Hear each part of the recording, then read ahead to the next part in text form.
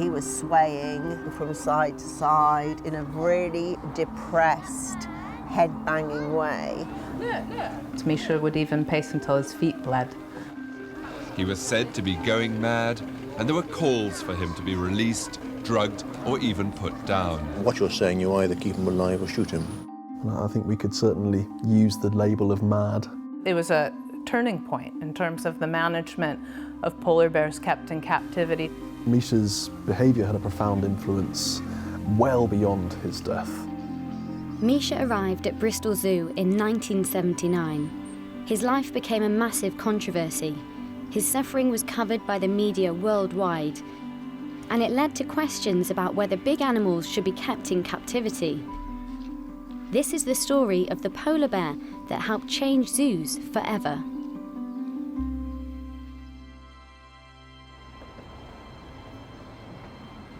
Andy. Hello. You're the man who studied Misha all your career. That's correct. Andy Flack is a lecturer at Bristol Uni, and he's written a book on the history of Bristol Zoo. Well, Misha came to Bristol Zoo in the late 1970s, and he was part of a long tradition of having polar bears at Bristol Zoo. Alongside the lions, the tigers, the elephants, all those big animals, polar bears were like staple attractions. People would come specifically to see them. He was kept in a fairly large enclosure that looked like an ice floe. There wasn't actual ice in there, was there? No, not really. It was just painted a bit there, but no, I mean, it doesn't look like a real... Concrete. Yeah. He was paired with companion Nina, but after a few years, visitors like Josephine Robinson began to notice Misha's troubling behaviour. I remember Misha well because I saw him in the early 80s when I was in my early 20s. I went on a date with a boyfriend, and it was a very dismal day, and the polar bears were just super miserable. Misha was obviously upset because he was swaying, walking a couple of steps and walking a couple of steps forwards. It was obviously brain dead. You know, it was sort of mental behaviour. How did the date go after that then? I was so upset by the animals, and the guy I was with didn't really understand where I was coming from, so the date didn't end well. I went home early. Misha's story caused a media frenzy. There was national uproar. The zoo's director, Geoffrey Greed, had to answer the critics. Physically, he's perfectly well, but there is a behavioural problem. And that does not give me the right to shoot that animal. And I certainly, and my staff, feel very strongly that we should look after him and give him the best life we should. The papers were really aggressive, so they were called doomed, mental cripples, trapped in a pit of despair. Did people make their opinions known directly to the zoo? There were about 300 letters sent to the director of the zoo. So in one, for example, the director was called a bastard. One of them came up with the following line: "Please send that polar bear back to freedom in the Arctic, or God will write you with hot coals on your head what morons you are." So they weren't holding back? No, it's quite strong, quite aggressive. The newspapers and other commentators went further than merely polar bears and started questioning the whole premise of the zoo itself, and a real time of crisis for zoos in this country. Misha's plight had gone viral. The zoo's response to the Misha crisis would bring big changes for captive polar bears and other large zoo animals. They initially responded by taking him off display so that he wasn't visible and he couldn't cause distress to visitors coming to have a nice time at the zoo. I need to see where Misha lived. Simon Garrett, the zoo's head of learning, is showing me around. Simon, nice to meet you. You too. He worked here during the Misha crisis. Simon, what was Misha's experience like at Bristol Zoo? Much better than he had in the circus where he came from, where he'd been confined to a travelling cage for about 10 years. He had this pacing behaviour, which was basically the size of the travelling wagon that he'd had when he was in the circus. Personally, I think a mistake was made at the time of not actually explaining very much about where we'd got him from. The implication was that he'd picked up this problem at Bristol Zoo, which wasn't the case at all. So it's very frustrating when you're kind of doing all that work behind the scenes and yet you get flack for it. Eventually, the zoo commissioned studies into the animal's behaviour to try and find ways in which to better kind of stimulate him. Allison Cronin is one of the people who studied Misha. This video is part of her work, and it hasn't been seen on TV before. She now rescues abused apes and runs Monkey World in Dorset. What did you think the problem was? Is just a lack of an appropriate environment on just about any level. You lay down a concrete slab, you paint it white, voila, you have the Arctic.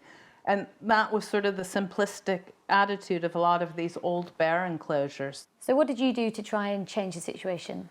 We started deploying techniques to encourage the bears to explore, to play, to give them a bit of sensory input. They like bouncing up and down on things, and that's a reflection of how they hunt in the wild. They do large bouncing actions to break through the den of a seal. When you see a bear that's been pacing until its feet would get irritated and raw, and then you see him in the water bouncing on traffic cones, pulling fish out of a block of ice, you think, okay, well, actually this is giving him back something. Misha was back in the public eye, but was his life that much better? Yeah, I'm not sure. I'm not sure if a whole lot improved for Misha during his lifetime. We made changes and definitely got him a bit more interested in things, but you know, it was still going to be a small corner of Bristol Zoo on a white concrete slab. Misha was put down in 1992. Much of the press thought it was a merciful release. Because of him, Bristol Zoo will never have a polar bear again. And he's left a big legacy for animals in captivity. What happened at Bristol Zoo, good, bad, or indifferent, probably led the way towards improvements being made for bears being kept into the future.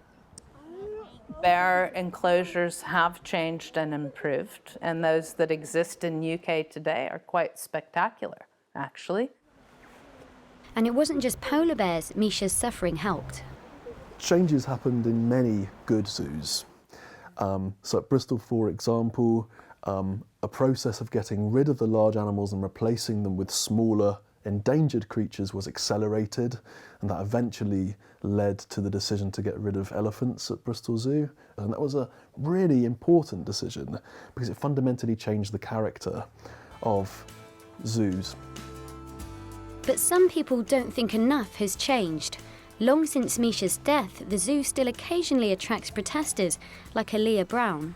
You go in there, you look those animals dead in their eyes and you can tell that they're unhappy. You can tell that they're depressed. There's lions and there's gorillas, big animals, some of the biggest animals on earth. The humans that go in there have more space and they get to leave.